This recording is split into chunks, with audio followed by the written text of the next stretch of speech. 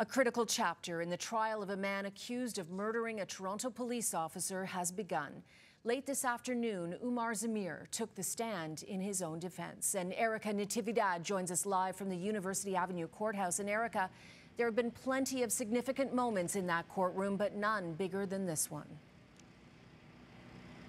You're right, Cynthia. This is a big day, and we knew it was coming. And now today, nearly 3 weeks into the trial, Umar Zamir has taken the stand, as you mentioned, in his own defense. This is the first time we're hearing from Zamir really at all since the incident happened July 1st and 2nd, 2021. And he took to the stand late this afternoon, and really today was all about giving just some context to not only Zamir himself, but to what brought him, his wife, who was 8 months pregnant at the time, and their 2-year-old son to downtown Toronto that night. And really, he said they were just excited for Canada Day celebrations and they wanted to see what was happening. They chose downtown Toronto because they had an errand to run. At the time, the family had 2 vehicles and they were renting out one of their vehicles on an app that's kind of like an Airbnb but for cars. So they dropped off one of those cars and then took the other vehicle to Nathan Phillips Square. He said initially when they arrived at Nathan Phillips Square, he parked on the street, but he saw that their son, their 2-year-old son, was having fun and enjoying the square, the lights and the fountain. And so he thought, okay, let me park this car properly, because he didn't want to get a parking ticket.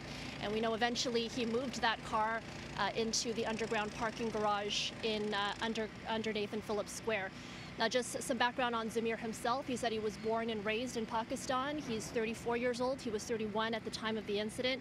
He is an accountant. His wife is an engineer, and they have a 2-year-old son. They moved here from Malaysia in 2019. And as he was describing walking around downtown Toronto, they walked from Nathan Phillips Square to Yonge Dundas Square and back again.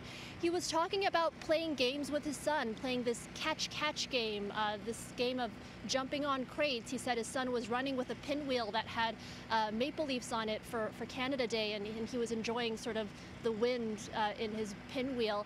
And he actually got emotional, kind of holding back tears and his voice cracking a little bit as he described this game where he was lifting up his son up and down to coincide with the lights on a building. So that's sort of what's happened today. We got to the point just before the interaction with the plainclothes officers underneath the parking garage. That will be delved into in more depth when he takes a stand again, not tomorrow, but on Thursday morning, Cynthia.